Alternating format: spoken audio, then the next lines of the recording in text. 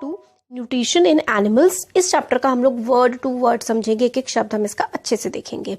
तो देखिए, जैसे कि हम लोगों ने फर्स्ट चैप्टर में पढ़ा था कि किस तरीके से जो प्लांट्स हैं अपना खाना बनाते हैं खुद ब खुद, किस प्रोसेस से प्लांट्स जो हैं वो खाना बनाते हैं, फोटोसिंथेसिस की प्रोसेस से। मगर एनिमल्स तो फोटोसिंथेसिस करते नहीं हैं। एनिमल जो हैं वो अपना खाना लेते हैं या तो प्लांट्स से, या फिर डायरेक्टली ले लेंगे, इनडायरेक्टली ले लेंगे, या फिर हम एनिमल्स को खा लेते हैं। ठीक है, तो कुछ एनिमल्स जो होते हैं वो दोनों प्लांट्स और एनिमल्स दूसरे एनिमल्स को खाते हैं। और हम लोगों ने यही पढ़ा था कि all organisms including human beings required food for growth. मतलब सारे के सारे ऑर्गेनिजम्स को, हर किसी को जो भी इस धरती पर एग्जिस्ट करता है, जिसमें जान है, उसको खाने की जरूरत है ग्रोथ करने के लिए, रिपेयर करने के लिए and functioning of the body. Growth का मतलब होता है हमारे जो हाइट का बढ़ना या फिर हमारे ऑर्गन्स का ग्रो होना। रिपेयर का मतलब चोट लग जाती है, क्योंकि हमारी बॉडी में बहुत सारे सेल्स होते हैं, वो डैमेज होते रहते हैं, बनते रहते हैं, और हमारी शरीर में सब कुछ सही तरीके से चलता रहे, इसके लिए हम लोगों को खाने की बहुत ज्यादा जरूरत होती है। तो animal nutrition includes nutrient requirements, mode of intake of food and its utilisation in the body. तो एनिमल न्यूट्रिशन का क्या मतलब होता है? एनिमल न्यूट्रिशन का मतलब होता है न्यूट्रिएंट रिक्वायरमेंट। जैसे कि हम लोग को कार्बोहाइड्रेट, फैट, प्रोटीन, आप लोगों ने इस क्लास में पढ़ा था ना, फैट्स, प्रोटीन्स, विटामिन, मिनरल्स वगैरह, इन सब की जरूरत होती है। तो ये सारी हमारी न्यूट्रिएंट रिक्वायरमेंट पूरी करती है। Mode of intake, mode of intake का मतलब होता है आप किस तरीके से खाने को खा रहे हो। ठीक है, और उसका यूटिलाइजेशन कैसे हो रहा है, मतलब आप क्या खाना खा रहे हो, कौन कौन से न्यूट्रिएंट खा रहे हो, किस तरीके से खा रहे हो, और आपकी बॉडी उसको किस तरीके से यूटिलाइज कर रही है, उसका इस्तेमाल कर रही है। यही हम लोगों का न्यूट्रिशन का पूरा प्रोसेस होता है। हम लोगों ने वेरियस कंपोनेंट्स ऑफ फूड के बारे में पढ़ा था, तो वही हम लोगों ने देखा ना, फैट्स हो गए, विटामिन हो गए, मिनरल्स हो गए, कार्बोहाइड्रेट्स हो गए, ठीक है, प्रोटीन हो गया, ये सारे के सारे वेरियस कंपोनेंट्स होते हैं फूड के। तो components of food such as carbohydrate और कॉम्प्लेक्स सब्सटेंस, मतलब जो कार्बोहाइड्रेट होता है ना, वो काफी ज्यादा कॉम्प्लेक्स होता है, मैथ्स की तरह, आप ऐसे समझ लीजिए, जिनको मैथ्स टफ लगते हैं, काफी कॉम्प्लेक्स होता है। तो हमको उसको क्या करना पड़ता है, हम लोगों को ना उसको सिंपल बनाना होता है। जैसे कि अगर आप लोगों को बोल दिया जाए कि इसको ऐड करो एक साथ लगातार, है ना, नहीं कर पाएंगे, बट सिंपल कैसे होगा, आप पहले 5 + 2 कर लीजिए तो 7, फिर 2 + 6 कर लीजिए, इस तरीके से ऐड करेंगे तो सिंपल हो जाएगा। तो हम लोग जो कॉम्प्लेक्स कार्बोहाइड्रेट्स होते हैं उसको सिंपल सब्सटेंस में पहले कन्वर्ट करते हैं, और ये जो कॉम्प्लेक्स सब्सटेंस होते हैं can not be utilised as such, ऐसे ही हम उसको इस्तेमाल नहीं कर सकते, तो हम उसको तोड़ लेते हैं, हम लोग सिंपल चीज में उसको हम कन्वर्ट कर लेते हैं। तो हम लोग क्या करते हैं, हम लोग उसको ब्रेक डाउन कर देते हैं सिंपल सब्सटेंस में। तो break down of complex component of food into simpler substances is called digestion. तो हम लोगों का खाना पचता कैसे है, खाने के पचने के प्रोसेस को ही तो हम डाइजेशन कहते हैं। तो हम लोग जो खाना खा रहे हैं वो तो बहुत ही कॉम्प्लेक्स होता है, इसको कई भागों में कार्बोहाइड्रेट, प्रोटीन, फैट्स, है ना, इस अलग अलग पोर्शंस में करके तोड़ा जाता है। जब कॉम्प्लेक्स फूड को हम सिंपल सब्सटेंस में ब्रेक कर देते हैं, इसी प्रोसेस को हम लोग डाइजेशन कहते हैं। कैसे होता है यही पूरा इस चैप्टर में हम देखेंगे। तो different ways of taking food, किस किस तरीके से हम लोग खाना खा सकते हैं। तो मोड ऑफ टेकिंग फूड हमारी बॉडी में काफी ज्यादा अलग अलग होता है। जानवर अलग तरीके से खाते हैं, इंसान अलग तरीके से खाते हैं। बीज हो गई, जो मधुमक्खियां हो गई, है ना, जैसे हमारा जो चावल का नाम है लर्नर बी, वैसे हिंदी में देखे तो ऐसा हो जाएगा सीखने वाली मधुमक्खी। आप लोग मधुमक्खी को समझ लीजिए। देखिए ऐसा है ना कि मधुमक्खी क्या होती है, छत्ती की तरफ जाती है ना, बहुत सारी मधुमक्खियां। तो आप ऐसे समझ लीजिए कि एक हब है जहां पर सब बच्चे पढ़ने आते हैं, तो इस तरीके से। ठीक है, तो देखिए, बीज and humming birds suck the nectar of plants. ठीक है, तो बीज और हो गए, हमिंग बर्ड्स हो गए, सक करते हैं मतलब चूसते हैं नेक्टर ऑफ प्लांट। नेक्टर होता है रस, है ना, रस चूसते हैं फूलों का। जो बर्ड्स और बीज वगैरह होती हैं, इन्फेंट्स ऑफ ह्यूमन मतलब छोटे बच्चे जो होते हैं, और काफी सारे जो एनिमल्स होते हैं वो अपनी माँ का दूध पीते हैं। स्नेक जैसे कि पाइथन, वो क्या करता है, अपना जो प्रे होता है, प्रे का मतलब होता है शिकार, जो पाइथन का शिकार होता है वो उसको पूरा का पूरा क्या करता है, निकल जाता है। और कुछ एक्वेटिक एनिमल होते हैं, पानी में रहने वाले जानवर, वो फिल्टर करते हैं छोटे खाने के पार्टिकल जो कि तैर रहे होते हैं समुद्र में, वो उनको खा लेते हैं। तो अलग अलग वेज होते हैं खाना खाने के। ठीक है, अब आगे अमेजिंग फैक्ट हमें ये है कि जो स्टारफिश होती है ना, वो किसको खाती है, ऐसे ऑर्गेनिज्म को खाती है जिनका जो ना कैल्शियम का सेल, देखिए कैल्शियम कार्बोनेट होता है। कैल्शियम कार्बोनेट ना काफ़ी ज़्यादा हार्ड होता है, तो ये क्या करती है, उसको धीरे धीरे कोरोड करती है। फिर उसके बाद जेलीफिश तो ऐसे ऐसे करके होती है, इसका जो स्टमक है ना वो ऊपर निकल के आता है इसके मुंह पे, इसका पेट इसके मुंह में आ जाता है, और ये जो सॉफ्ट एनिमल होता है ना हार्ड शेल के अंदर उसको खा जाता है। मतलब इसका मुंह बाहर निकल के आया और इसने जो एनिमल था उसको अपने अंदर ले लिया, और फिर इसका जो पेट है वो मुंह से अंदर की तरफ चला जाता है। मतलब पेट बाहर निकल के आता है मुंह तक और फिर पेट वापस अंदर चला जाता है, और धीरे धीरे खाना अपना पचाते रहते हैं। अब ह्यूमन का डाइजेशन किस तरीके से होता है, हम लोग जो है खाना खाते हैं अपने मुंह से, अपने माउथ की हेल्प से, हाथ में लेकर के मुंह में खाना डालते हैं, तो इस तरीके से हम लोग खाना खाते हैं, फिर डाइजेस्ट होता है और हमारी बॉडी के वेरियस प्रोसेसेस की हेल्प से हम खाने का इस्तेमाल करते हैं। तो अनयूज्ड पार्ट जो होता है, जो हम लोग उसको डेफिकेट कर देते हैं, अपनी बॉडी से बाहर निकाल देते हैं, है ना, पॉटी की फॉर्म में। तो अनयूज्ड पार्ट्स जो होते हैं, जो खाना हम लोगों ने यूज नहीं रहा, वो हम बॉडी के अपने बाहर निकाल के फेंक देते हैं। तो आप लोगों ने क्या कभी सोचा है कैसे होता होगा? तो food passes through a continuous canal. Food जो है ना वो एक कंटिन्यूअस कैनाल से पास होता है। तो देखिए यहाँ से हम लोगों ने मुंह से खाना खाया और ये पूरा का पूरा नीचे तक का प्रोसेस इसका चलता जाता है, ठीक है, कंटिन्यूअस कैनाल के थ्रू, और फिर ये एनस से हमारे बाहर बॉडी के निकल जाता है, जो मतलब जो हमारे यूज का नहीं होता खाना, वो चीज।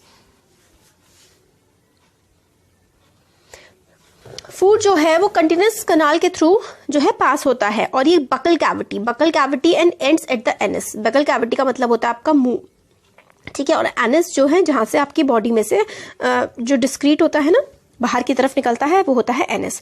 तो बकल कैविटी और ends at the anus, buckle cavity से स्टार्ट होता है, एनस पे खत्म होता है। देखिए ये है नीचे एनस, ये रहा एनस, यहाँ से नीचे बाहर निकल जाता है बॉडी के, और बकल कैविटी होता है ये वाला पार्ट आपका मुंह। तो बकल कैविटी में आपका खाना जाता है, एनएस के थ्रू बाहर निकल जाता है। तो आपका जो ये कैनाल होता है जिसको हम लोग एलिमेंट्री कैनाल कहते हैं, ये कई सारे पार्ट्स में डिवाइडेड होता है। सबसे पहले तो आपका आता है बकल कैविटी आपका मुंह, फिर आता है फूड पाइप, या फिर उस फूड पाइप को हम लोग ओएसोफेगस भी कहते हैं। ये है फूड पाइप है, इसको हम लोग क्या कहते हैं, एक तो फूड पाइप कहते हैं और एक ओएसोफेगस कहते हैं, दो नाम है इसके। फिर उसके बाद हमारा खाना जाता है फूड पाइप से स्टमक, हमारे पेट में, ये रहा हमारा पेट, ठीक है, पेट में जाएगा, पेट से स्मॉल इंटेस्टाइन में जाएगा, ये वाले, ठीक है, स्मॉल से फिर लार्ज इंटेस्टाइन में जाएगा, लार्ज इंटेस्टाइन से एनस में चला जाएगा। तो ये सारे के सारे जो हैं मेनली 6 पार्ट होते हैं हमारे डाइजेस्टिव सिस्टम के, और हमारे एलिमेंट्री कैनाल इसी तरीके से डिवाइडेड होता है। फिर देखिए food components gradually get digested as food travels through the various compartment. तो खाना देखिए आपके मुंह से निकलता नहीं है, मुंह में जाता है।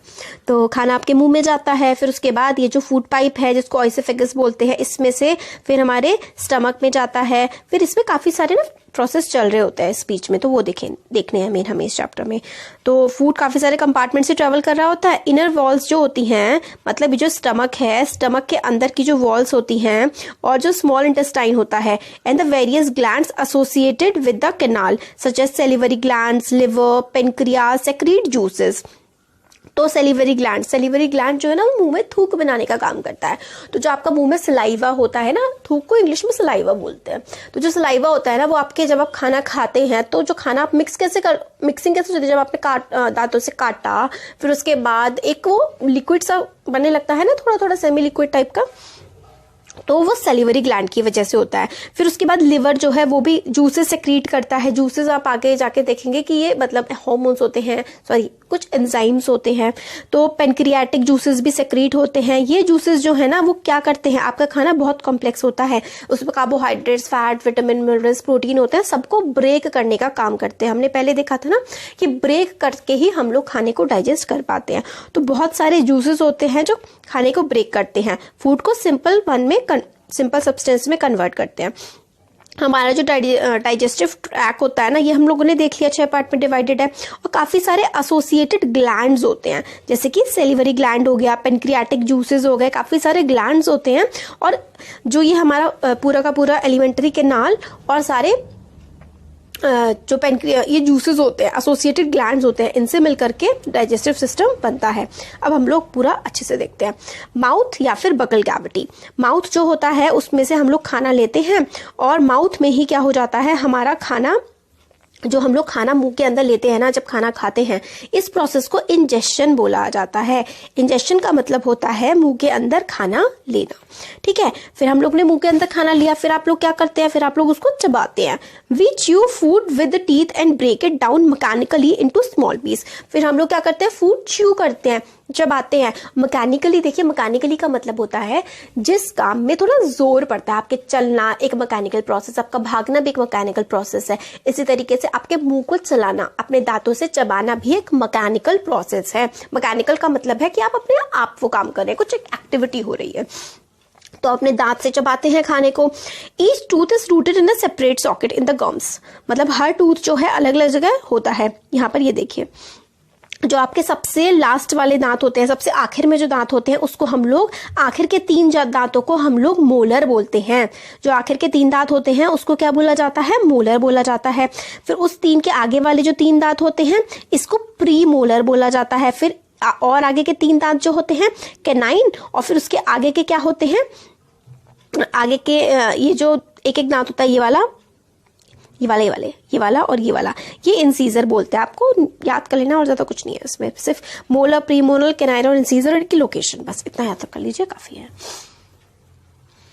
तो हमारे टीथ जो है वो काफी इंपॉर्टेंट फंक्शन परफॉर्म करते हैं, हमारे खाने को चबाते हैं, चबाने में हमारी मदद करते हैं।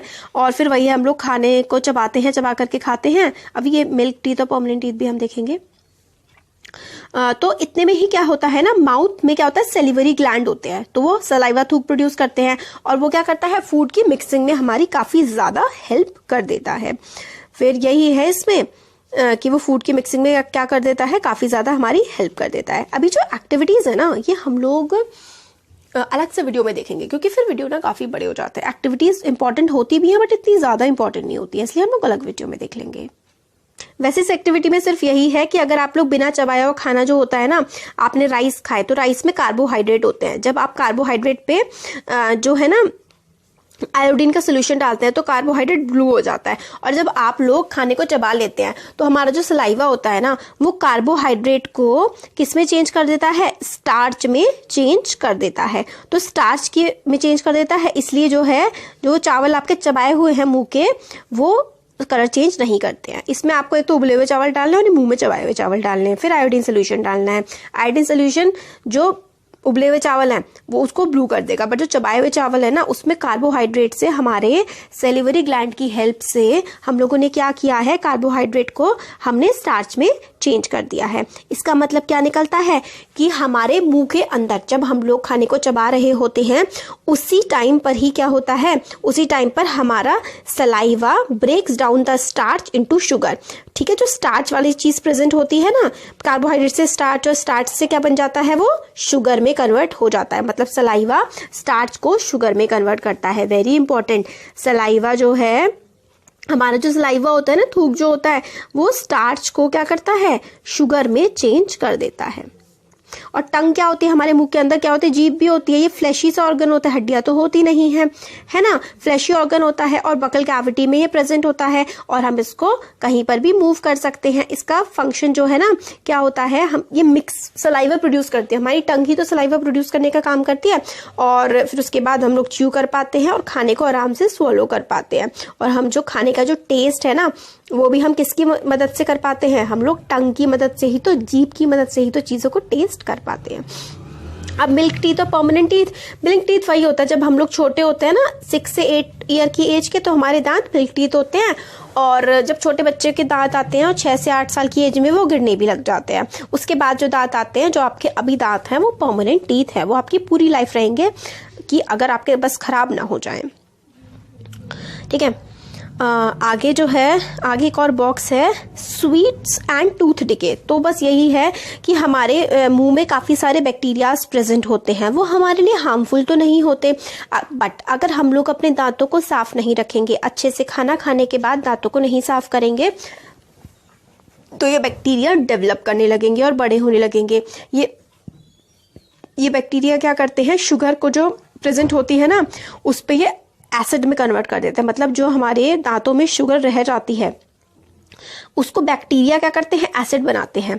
बैक्टीरिया शुगर को एसिड में कन्वर्ट कर देते हैं और इन एसिड की वजह से हमारे दांत खराब होने लगते हैं, जिसको टूथ डिके बोलते हैं। और टाइम के साथ साथ हमारे दांत काफ़ी ज़्यादा खराब हो जाते हैं। इससे जो चॉकलेट हो गई, सॉफ्ट ड्रिंक हो गई, स्वीट ड्रिंक्स वगैरह, ये सब टूथ डिके के लिए काफ़ी ज़्यादा मतलब वो होती है रिस्पॉन्सिबल। तो हम लोगों को कम से कम दिन में 2 बार जो है दांत साफ करने चाहिए अपने, मतलब दांतों से कर लीजिए, ब्रश करना चाहिए, मतलब ये बात है। और डेंटल फ्लॉस होता है, मतलब उसमें से आपके दांतों में कुछ फंसा वगैरह है तो वो उससे निकल जाता है। तो अगर हम ऐसा करेंगे तो हमारे जो दांत है वो हेल्दी रहते हैं।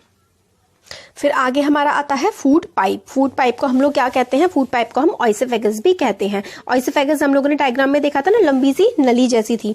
जो खाना हमारे मुंह में चबने के बाद इस नली में से ही पास होता हुआ हमारे गले में प्रेजेंट टाइप की होती है। ये देखिए, ये नली से, ऑइसोफेगस से हमारा जो खाना है वो हमारे स्टमक में पहुंचता है।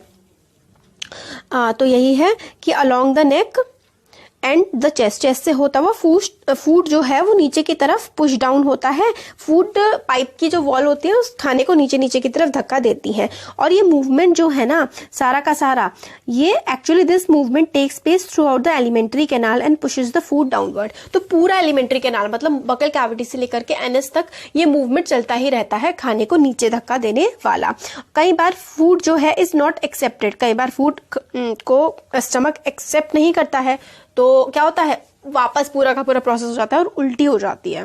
तो इंस्टेंसेस आपको रिकॉल करने, जब आपको वॉमिट होती है तो खाना जो सारा का सारा होता है, पेट अगर उसको डाइजेस्ट नहीं कर पाता वो सारा बाहर निकल के आ जाता है। तो एलिमेंट्री कैनाल की हेल्प से हमारा मुंह से खाना पेट में जाता है और एलिमेंट्री कैनाल में मूवमेंट्स होती रहती है जिसकी वजह से उसको नीचे पेट में पुश करता है।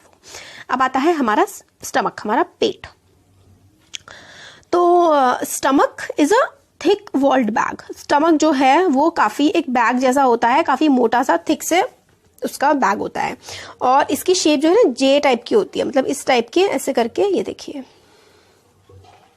ये रखना, ये होता है हमारा स्टमक इस टाइप का। हाँ, जे शेप का स्टमक होता है। और सबसे बड़ा widest part of alimentary canal, alimentary canal हमारा बकल कैविटी से एनएस तक, जिसमें हमारा stomach, small intestine, large intestine सब कुछ आता है। तो एलिमेंट्री कैनाल का सबसे बड़ा पार्ट ये होता है। और ये it receives food from food pipe. Food pipe से फूड रिसीव करता है एक तरफ से, ठीक है, फूड पाइप से खाना आता है और स्टमक में जाता है और स्टमक से स्मॉल इंटेस्टाइन में जाता है। ठीक हो गया। इनर लिनिंग जो होती है, मतलब स्टमक के अंदर की जो लाइन होती है, उसमें क्या होता है, secrete mucus, hydrochloric acid and digestive juices. तो हाइड्रोक्लोरिक एसिड क्या करता है, मेंटेन करता है बैलेंस को। हाइड्रोक्लोरिक एसिड और म्यूकोस ये जो है और डाइजेस्टिव जूसेस ये निकालता है। म्यूकस जो है वो प्रोटेक्ट करती है लिनिंग ऑफ स्टमक। म्यूकस का क्या काम होता है, जो HCl प्रोड्यूस होता है ना, इससे पेट की लाइनिंग को प्रोटेक्ट करना। एसिड काफी सारे बैक्टीरियाज को मार देता है जो कि एंटर करते हैं हमारे फूड के थ्रू हमारी बॉडी में। इसलिए कई बार हमारा पेट जो है ना काफी एसिडिक, अगर हम लोग ज्यादा एसिड वाली चीजें खा लें तो एसिडिटी बनने लगती है, क्योंकि हमारे पेट में ऑलरेडी एसिड HCl प्रोड्यूस होता है और अगर हम और ज्यादा खा लें तो थोड़ी दिक्कत सी होने लगती है। और ये डाइजेस्टिव जूसेस जो काफी सारे सेक्रीट होते हैं वो क्या करते हैं, प्रोटीन्स को सिंपल सब्सटेंस में तोड़ देते हैं। तो प्रोटीन का जो ब्रेकेज होता है वो कहाँ पर होता है, स्टमक में। मतलब प्रोटीन का टूटना स्टमक में स्टार्ट होता है और कार्बोहाइड्रेट्स का तो हमारे माउथ में ही हो जाता है। अब आता है small intestine. Small intestine is highly coiled and about 7.5 metre long. इतनी ज्यादा लंबी चीज, हम लोग कितने मीटर के होता है, अगर आपको पता है ना कि हम लोग की जनरल हाइट कितनी होती है तो आप जरूर बताइएगा। 1 के अराउंड होती है। और 7.5 इतनी लंबी चीज भाई हमारी बॉडी में फिट कैसे होती है, तो भाई क्या होता है ना, कोइलिंग कोइलिंग कोइलिंग, गोड़ मुड़ गुड़ मुड़ गुड़ मुड़ करके ये फंसी हुई होती है। तो इट रिसीव सेक्रीशन। सेक्रीशन मतलब कुछ जूसेस आते हैं इसमें लिवर से और पेनक्रियास में, ठीक है, और ये खुद भी अपने भी जूस सेक्रीट करती है। तो लिवर से आते हैं स्मॉल इंटेस्टाइन में जूसेस और पेनक्रियास से आते हैं और ये अपने भी जूस सेक्रीट करता है और ये खाने को फर्दर डाइजेस्ट करता है।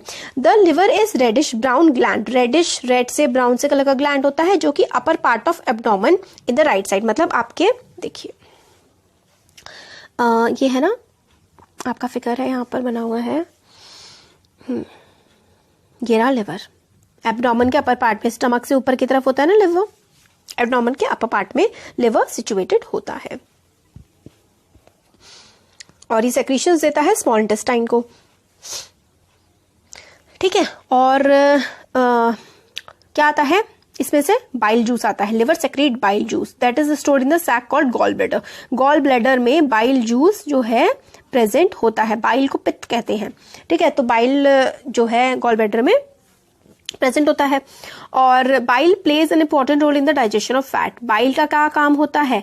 फैट्स को डाइजेस्ट करना। फैट्स को डाइजेस्ट करता है बाइल, यानी कि फैट्स कहाँ पे डाइजेस्ट हो रहे हैं? फैट्स स्मॉल इंटेस्टाइन में हो रहे हैं, प्रोटीन्स हो रहे हैं स्टमक में, और कार्बोहाइड्रेट्स हमारे माउथ में होते हैं। पेनक्रियाज जो है वो काफी लार्ज क्रीम कलर का ग्लैंड है, जस्ट बिलो स्टमक, स्टमक के नीचे की तरफ है। और पेनक्रियाटिक जूस जो होते हैं ना, जैसे कि कार्बोहाइड्रेट्स, पेनक्रियाटिक जूस एक्ट करता है, काम करता है कार्बोहाइड्रेट, फैट और प्रोटीन पे and change them into simpler forms. तो पेनक्रियाटिक जूस जो आते हैं वो कार्बोहाइड्रेट, फैट और प्रोटीन तीनों पे एक्ट करते हैं, यानी कि स्मॉल इंटेस्टाइन में कार्बोहाइड्रेट, फैट और प्रोटीन सब पर एक्ट होता है, सबका डाइजेशन होता है और इसको सिंपलर फॉर्म में कन्वर्ट करने में हेल्प करता है। और the partly digested food now reaches the lower part of the small intestine where intestinal juice completes the digestion of all components of the food. फिर जो डाइजेस्टेड खाना होता है जो कि स्मॉल इंटेस्टाइन में पहुंच गया होता है, फिर उससे नीचे की टाइप के पार्ट में वो पहुंच जाता है। Carbohydrate get broken down, carbohydrate और छोटे सिंपल शुगर्स में कन्वर्ट हो जाते हैं, ग्लूकोज, फैट्स, ठीक है। देखिए कार्बोहाइड्रेट्स किस में चेंज हो जाते हैं? ग्लूकोज में हो जाते हैं स्मॉल इंटेस्टाइन में। फैट्स किस, ये चीज बहुत ज्यादा इंपॉर्टेंट है, आपके एग्जाम में बहुत ज्यादा पूछी जाती है। फैट्स चेंज होते हैं फैटी एसिड्स में, और ग्लाइसरॉल, ठीक है, ग्लाइसरॉल में, फैटी एसिड ग्लाइसरॉल में, और प्रोटीन होते हैं अमीनो एसिड में। ये आप अपनी बुक में मार्क कर लीजिए, ये तीनों लाइनें ना आपके 10th क्लास के एग्जाम में भी आती है, ये तीन चीजें। आप 7th क्लास अच्छे से करिए, 7th का और 10th का कोर्स बहुत सिमिलर होता है। तो देखिए फैट्स जो है वो ब्रोकन डाउन होते हैं सिंपल शुगर्स में, फैट ग्लूकोज में होते हैं, ठीक है। सॉरी कार्बोहाइड्रेट जो है वो ग्लूकोज में, fats fatty acids and glycerol में, और प्रोटीन्स अमीनो एसिड्स में। ये बहुत इंपॉर्टेंट है। तो अब हम लोग जो आगे का पार्ट है ना, स्मॉल इंटेस्टाइन के आगे वाला, absorption in the small intestine कैसे होता है, लार्ज इंटेस्टाइन और डाइजेशन इन एनिमल्स, ये वाला पूरा पार्ट हम नेक्स्ट वीडियो में देखेंगे। और हम ये वाला जो पार्ट है ना, ये बॉक्स भी नेक्स्ट वीडियो में देखेंगे। बहुत ही इंटरेस्टिंग सी चीज है कि किस तरीके से हम लोगों को पेट की वर्किंग के बारे में पता लगा था। तो कैसा लगा वीडियो जरूर बताइएगा, अच्छा लगा लाइक करिए, चैनल को सब्सक्राइब करिए।